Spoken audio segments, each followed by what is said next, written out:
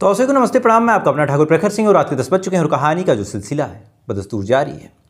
छत्तीसगढ़ में एक जगह लगती है नारायणपुर, बेसिकली एक ज़िला है और इसी ज़िले में एक गांव पड़ता है, एक इलाका पड़ता है एडका गांव।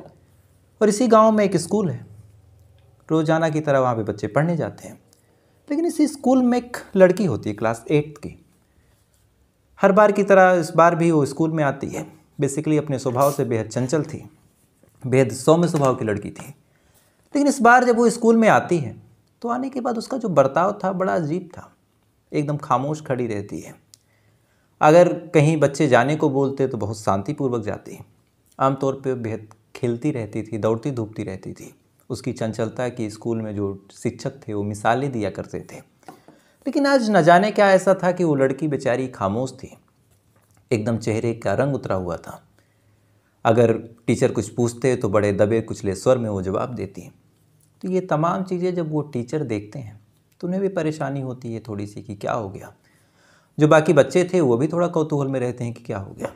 इसी बीच उसकी एक फ्रेंड ने उससे पूछा कि आज तुम इतना चुप क्यों हो, इतनी गुमसुम क्यों हो।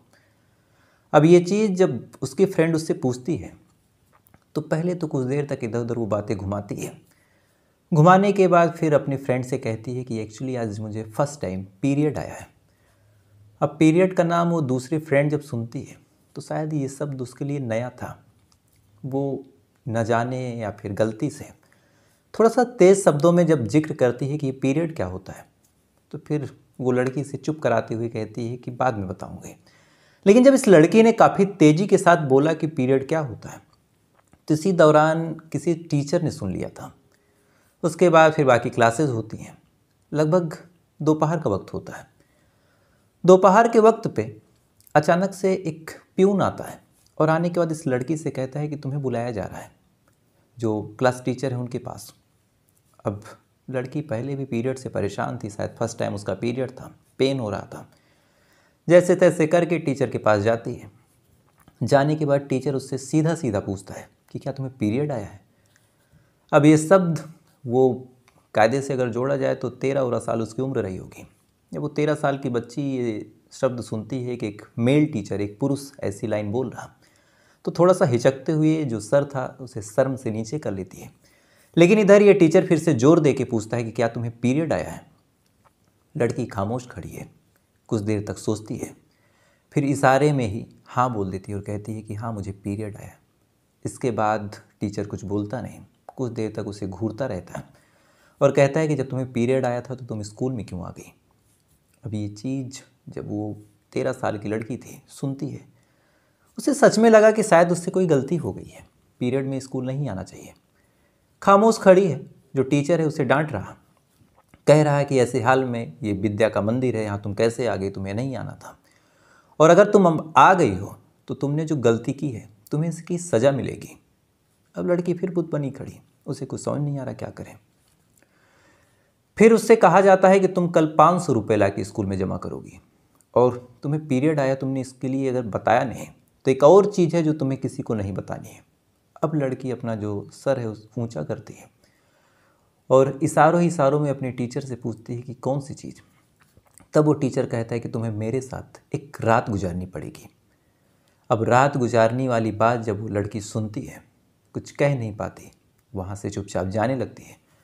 उसके बाद वो टीचर उसे पकड़ता है, पकड़ने के बाद उसके सीने पे हाथ फेरने लगता है। लड़की खामोश खड़ी है, टीचर हाथ फेरता रहता है। इतनी देर में दरवाजे पे आहट होती है, शायद कोई और टीचर आने लगता है। तब ये टीचर उस लड़की को छोड़ता है, लड़की भाग के चली जाती है। भाग के जाने के बाद गुपचुप तरीके से अब खामोश, किसी से कहे तो कहे क्या, डरी सहमी सी स्कूल में बैठी रहती है। अगले दिन बेचारी स्कूल नहीं आती। आए तो ये भी डर था कि कहीं टीचर 500 रुपये न मांगे। घर पे भी नहीं बताती कि उसके साथ क्या हुआ। थोड़ा सा वक्त गुजर जाता है। इसी दौरान एक दूसरी लड़की को पीरियड आता है।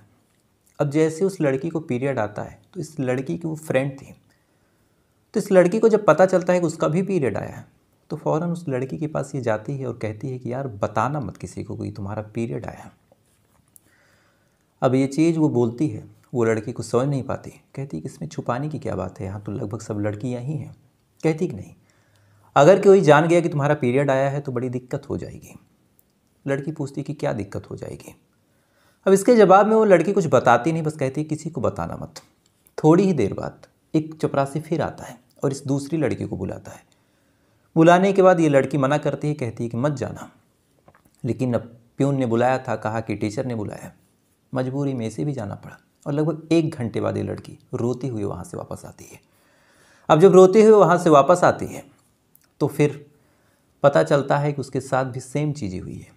ऐसे ऐसे करके कई बार ऐसी लड़कियों को बुलाया जाता, अलग अलग टीचर सेम तरीके से हरकतें करते। कभी कोई कपड़ों में हाथ डालता, कभी पीरियड के नाम पे 500-1000 रुपये मांगता, कभी पास करने और फेल करने की धमकी दे के रात में सोने को कहता। और साथ में ये भी कहा गया कि अगर कोई अपने घर पे बताएगा तो उसके माँ बाप को मरवा दिया जाएगा और उसकी ज़िंदगी ख़राब कर दी जाएगी। यहाँ पे जितनी लड़कियाँ थीं, 100 में से 90% लड़कियों के साथ सेम चीज़ें हो रही थीं। वक्त गुजरता जा रहा था, जैसे जैसे नई लड़कियाँ आ रही थी उनके साथ भी ये चीज़ें हो रही थी। लगभग 4 टीचर थे, उसमें से एक प्रधानाध्यापक था, 3 टीचर थे। ये तमाम लोग ऐसी ही लड़कियों के साथ शोषण करते रहते हैं, तमाम लड़कियों के कपड़ों में हाथ डालते रहते हैं। लड़कियां अब स्कूल आने से कतराने लगती हैं। लेकिन इसी दौरान ये तमाम चीज़ें जब चल रही थी, 26 फरवरी यानी अभी महज 15 दिन पहले की बात है, 26 फरवरी को एक NGO आता है जिसका नाम यूनिसेफ था। NGO का काम था कि वो अलग अलग स्कूलों में जाए और जहाँ पे खासकर लड़कियाँ ज़्यादा हैं वहाँ पे उन लड़कियों की काउंसलिंग करे, उनसे पूछे कि उन्हें कोई दिक्कत तो नहीं। अब ऐसे ही ये टीम जब इस स्कूल में आती है, आने के बाद पूछती है कि यही आप लोगों को बेटा कोई दिक्कत तो नहीं है। अब एक स्कूल जहाँ इतनी तमाम चीज़ें हो रही हैं, लड़कियों के हिसाब से प्रताड़ित किया जा रहा हो, तो जाहिर सी बात है कई लड़कियाँ ऐसी थी जब ये शब्द सुनती हैं तो उनके मन में एक ललक जगती है कि शायद बता दें ताकि आने वाली बच्चियों के साथ ये दिक्कत ना हो। अब ये चीज़ जब NGO वाले देखते तो उन्हें भी लगता है कि शायद कुछ हुआ है। उन्होंने फिर अलग अलग लड़कियों को बुलाना शुरू किया और कहा कि आप बताइए क्या हुआ है। शुरुआत में लड़कियों ने हिचक दिखाई, लेकिन जब वहाँ पे कई महिलाएं थी उन्होंने कहा कि हम आपके साथ हैं। तब तमाम लड़कियाँ रोना शुरू करती हैं और रोते हुए बताते हैं कि मैम जब जब हम आते हैं तो हमारे जो टीचर हैं हमारे कपड़ों में हाथ डालते हैं। जब हमें पीरियड आता है तो स्कूल आने के लिए हमसे 500 रुपये या फिर 1000 रुपये मांगा जाता है फ़ाइन के रूप में। साथ ही जब कोई फिज़िक्स या फिर बायोलॉजी की क्लास होती है, जब कुछ पढ़ाना होता है तो फिर पढ़ाते पढ़ाते टीचर आते हैं और हमारे प्राइवेट पार्ट्स को टच करते हैं।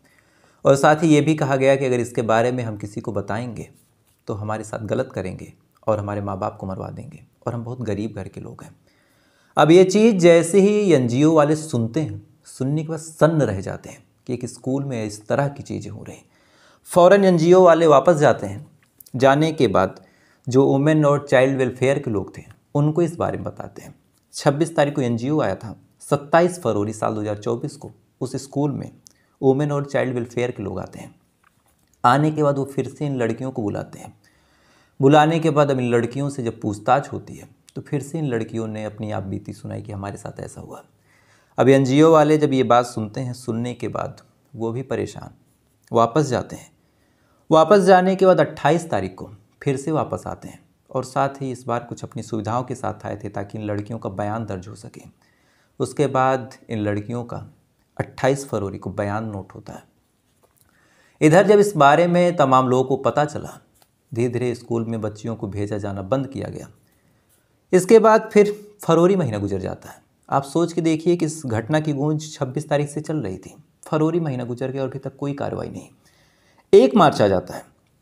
1 मार्च तक जब कोई कार्रवाई नहीं होती, जो चाइल्ड कमेटी के लोग थे उन्होंने थाने वगैरह में इत्तला किया, लेकिन जब कुछ हुआ नहीं तो फिर 1 तारीख को जो चाइल्ड वेलफेयर के लोग थे वो जाते हैं DM साहब के पास और DM SP के पास एक प्रेस नोट देते हैं, कंप्लेन देते हैं कि ऐसा ऐसा हो रहा और आप लोग कार्रवाई कीजिए। DM साहब और SP साहब ये बात जब सुनते हैं कहते हैं कि ठीक है हम कार्रवाई करेंगे। उन्होंने जो थाना था उसको इत्तला किया और कहा कि आप लोग कार्रवाई कीजिए। थाने में सूचना आई, कायदे से 15 से 20 या फिर ज़्यादा भी हो सकता है ये नंबर, इतनी लड़कियों की शोषण का मामला था। लेकिन थाने वाले 2 तारीख को 26, 27, 28, 29, 1, 2 6 दिन गुजर गए।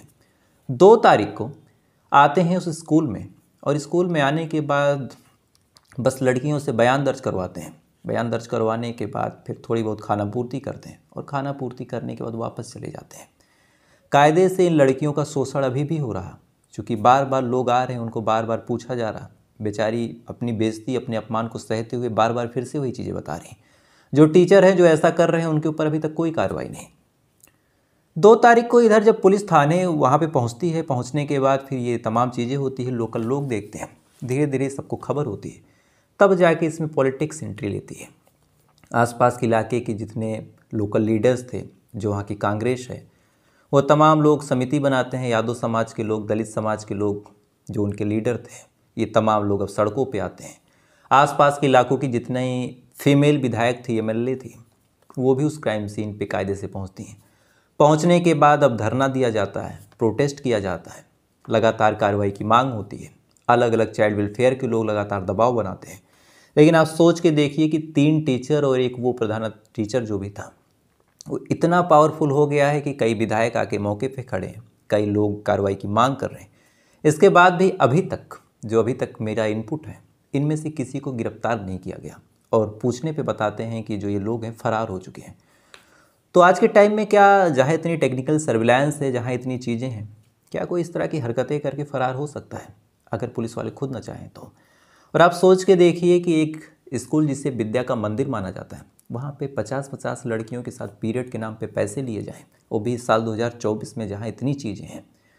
वहाँ पे क्लास 8 की लड़कियों के साथ शोषण किया जाए, उनकी ब्रेस्ट पे हाथ रखा जाए। कई लड़कियां बेचारी ऐसी थी जिनको ये भी नहीं पता था कि गुड टच क्या है, बैड टच क्या है। उन्हें तो ये तक लगा होगा कि शायद टीचर हैं, कुछ समझाने के लिए कर रहे हैं। तो ये तमाम चीज़ें वहाँ पे न जाने कितने सालों से होती रही होंगी। कई ऐसी लड़कियां बेचारी होंगी जिनके साथ रेप भी हुआ हो, अपने परिवार, अपनी इज्जत, अपनी आबरू के डर से उन्होंने बताया तक ना हो। कई लड़कियों का इन्होंने वीडियो बना लिया था और कहा कि अगर तुम लोग कहीं भी मुंह खोलोगे इन वीडियो को हम वायरल कर देंगे। बेचारी इस वजह से भी दब गई। कई ऐसी थी जिनके घर की आर्थिक स्थिति खराब थी, उनके माँ बाप कोई और स्कूल अफोर्ड नहीं कर सकते थे और उन लड़कियों को एक जज्बा था कि कम से कम हम ग्रेजुएशन तक की डिग्री ले लें। और इन टीचरों ने धमका के रखा था कि अगर आप कहीं भी मुंह खोलती हैं और ये बताने की कोशिश करती हैं कि आपके साथ ऐसा कुछ हुआ है, तो हम 8th में या फिर 7th में आपको फेल कर देंगे, और जब आपको फेल कर देंगे तो फिर आगे की पढ़ाई आपकी चौपट हो जाएगी, आप कुछ कर नहीं पाएंगे। तो इस वजह से भी इन लड़कियों को डरा धमका के इनका शोषण किया गया। तो ये जब खबर मेरे सामने आई तो मुझे लगा कि एक बार ज़रूर आपको इस घटना के बारे में बताना चाहिए, और इस वीडियो को आप लोग ज़्यादा से ज़्यादा शेयर कीजिएगा। खासकर जो लोग अपने गांव में रहते हैं तो अपने गांव के हर एक मोबाइल पे भेज दीजिए, क्योंकि ये ज़रूरी नहीं कि अकेले छत्तीसगढ़ के इसी नारायणपुर ज़िले के एड़का का ये मामला हो। कई जगह ऐसे आज भी टीचर बच्चों के साथ करते हैं, फेल करने के नाम पे, कुछ और करने के नाम पे, ज़िंदगी कैरियर ख़राब करने के नाम पे। और बच्चियाँ बेचारी मजबूर होती हैं, क्योंकि उन्हें एक डर होता है कि अगर हम अपने माँ बाप को बताएंगे या फिर किसी और को बताएंगे तो माँ बाप हमारी ही गलती देंगे और पढ़ाई लिखाई हमारी छुड़वा देंगे। लेकिन कायदे से जो भी माँ बाप इस वीडियो को देख रहे हैं, तो आप लोगों से एक अनुरोध है कि आप अपनी बिटिया को इतना सशक्त बनाइए और उसको इतना भरोसा दीजिए कि उसके साथ कुछ भी गलत हो तो सबसे पहले वो आपको बताए, ताकि अगर शुरुआत में ही रोकथाम की जाए तो ज़िंदगियाँ बचाई जा सकती हैं। तो फिलहाल ये थी पूरी सच्ची घटना। उम्मीद है इस घटना के बारे में आप लोग अपनी राय ज़रूर रखेंगे और ऐसी ही कहानी के साथ मैं फिर आपके सामने हाजिर हो जाऊंगा। तब तक अच्छे रहिए, खुश रहिए, अपना ख्याल रखिएगा, अपने देश का ख्याल रखिएगा। वीडियो को ज़्यादा से ज़्यादा सर्कुलेट कर दीजिएगा, और अगर आप छत्तीसगढ़ के हैं तो हर एक मोबाइल पे इस वीडियो को भेजिए ताकि इस घटना की गूंज हो और जो टीचर है उन्हें गिरफ्तार किया जाए। तो आपसे कल फिर मुलाकात हुई किसी दूसरी कहानी के साथ। तब तक अच्छे रहिए, खुश रहिए, अपना ख्याल रखिए, अपने देश का ख्याल रखिए। जय हिंद, वंदे मातरम।